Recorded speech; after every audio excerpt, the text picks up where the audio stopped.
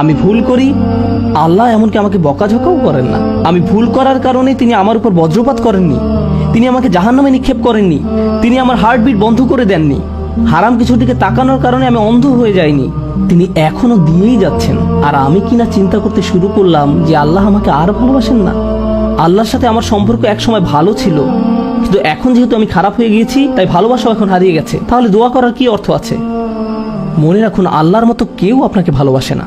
সর্বশেষ যে বিষয়টি আমি আপনাদের সাথে শেয়ার করতে চাই তা হলো আল্লাহর উপর আশা ধরে রাখা। অনেকের জন্য এই বিষয়টা মেনে নেওয়া বেশ কঠিন যে আল্লাহ তার কথা শুনবেন। আমার দোয়া তার নিকট গুরুত্বহীন, আমি দোয়া করার কোনো অর্থ দেখি না। আপনাদের একটা কথা বলে রাখি, আল্লাহর নিকট থেকে আপনি সর্বশ্রেষ্ঠ যে উপহারটি পাবেন তা কি জানেন? ক্ষমা। এটাই সর্বশ্রেষ্ঠ উপহার। আপনি এটার মূল্য উপলব্ধি করুন আর নাই করুন, আর যা কিছু আল্লাহ আপনাকে দিবেন বলেছেন এর সবই অতিরিক্ত। আপনাদেরকে একটা উদাহরণ দিই। আমার অনেকগুলো সন্তান আছে। ধরুন, আমার এক সন্তানের উপর আমি খুবই অসন্তুষ্ট। সে কোনো একটা অন্যায় করেছে, আমি খুবই রাগান্বিত হয়ে আছি। আমার বিশ্বাস করতে কষ্ট হয় যে তুমি এটা করেছো। এভাবে আমি তাকে কিছুটা বকাঝকা করলাম, তোমার এটা বলা উচিত হয়নি, তোমার এটা করা উচিত হয়নি। তারপরের দিন অন্য এক সময় আমার জন্য তার কিছু একটা করার কথা, যেমন আমার জন্য একটা কার্ড বানানোর কথা, যাতে লেখা থাকবে বাবা আমি তোমাকে ভালোবাসি। সে জিনিসটা আঁকলো, কিন্তু তারপর কি মনে করে কাগজটা টুকরা টুকরা করে ময়লার বক্সে ফেলে দিল। এটা দেখে তার অন্য ভাই বলল, তুমি এটা ফেলে দিলে কেন? জবাবে সে বলল, বাবা আমার উপর খুবই রাগান্বিত, তিনি এটার প্রতি কোনো গুরুত্ব দিবেন বলে মনে হয় না। আমি যদি জানতাম যে সে বিষয়টাকে এভাবে দেখছে, তাহলে আমি কি করতাম? আমি কি এভাবে বলতাম যে হ্যাঁ ফেলে দাও? না, বরং আমি আবেগে কেঁদে ফেলতাম। কিভাবে তুমি ভাবতে পারলে যে আমি তোমাকে আর ভালোবাসি না? হ্যাঁ, তুমি অন্যায় করেছো, তুমি ভুল করেছো, কিন্তু তুমি এখনো আমার সন্তান। তুমি 1000 বার ভুল করলেও আমি তোমাকে ভালোবাসবো। আমাকে ওই কার্ডটি দাও, আমি সেটা ফ্রেমে বাঁধিয়ে রাখবো, ময়লার বাক্স থেকে নিয়ে গ্লাসে আটকিয়ে রাখবো, সারা জীবন ধরে যত্ন করে রাখবো। কেন? কারণ আমি আমার সন্তানদের ভালোবাসি, তারা যতই ভুল করুক না কেন, এমনকি যদি তাদের আচরণ আমাকে রাগান্বিতও করে। এটা শুধু আমি এবং আমার সন্তানদের সম্পর্ক। কিন্তু আমি আমার আর সন্তানদের নিয়ে কথা বলছি না। এই উদাহরণের মাধ্যমে আমি কথা বলছি আমার এবং আল্লাহর সম্পর্ক নিয়ে। আমি ভুল করি, আল্লাহ এমনকি আমাকে বকাঝকাও করেন না। আমি ভুল করার কারণে তিনি আমার উপর বজ্রপাত করেননি, তিনি আমাকে জাহান্নামে নিক্ষেপ করেননি, তিনি আমার হার্টবিট বন্ধ করে দেননি। যখনই আমি মিথ্যে বলি, আমি বোবা হয়ে যাই না। প্রতিবার হারাম কিছু খেয়ে ফেলার কারণে আমার হাত অবশ হয়ে যায় না।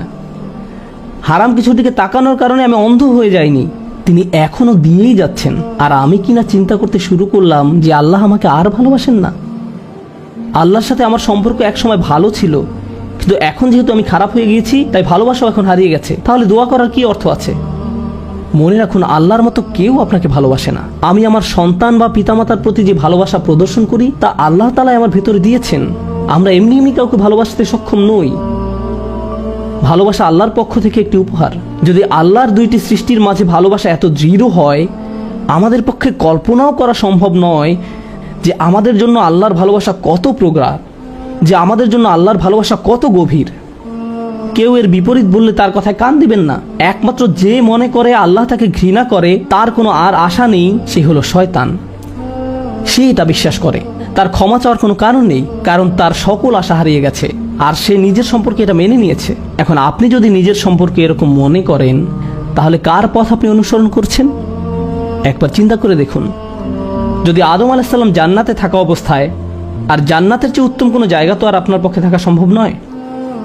তারপর তিনি একটি ভুল করলেন, আর আল্লাহ আযজা ওয়া জাল্লা তাকে দুনিয়াতে পাঠিয়ে দিলেন। এখন আদম আলাইহিস সালাম যদি এরকম চিন্তা করতেন, আমার এত বড় একটা ডিমোশন হয়ে গেল, আমি কিভাবে আল্লাহর সাথে আবার কথা বলবো?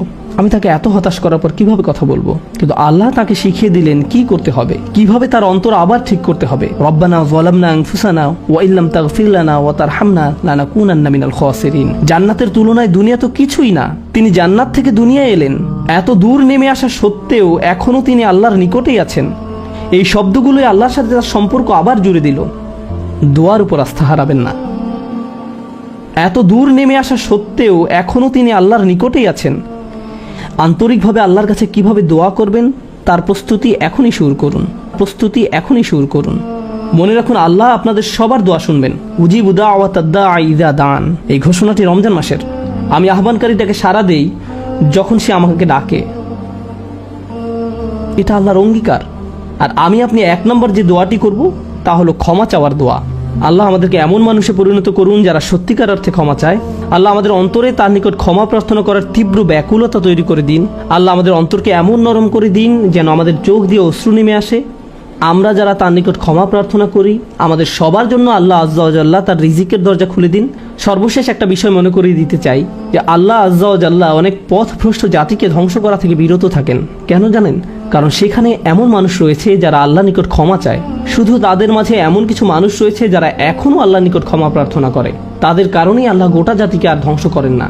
ইস্তিগফার করা মানুষে পরিণত হন। আল্লাহ আমাদের সবাইকে রক্ষা করুন। বারাকাল্লাহু লি ওয়া লাকুম। আসসালামু আলাইকুম ওয়া রাহমাতুল্লাহি ওয়া বারাকাতুহু।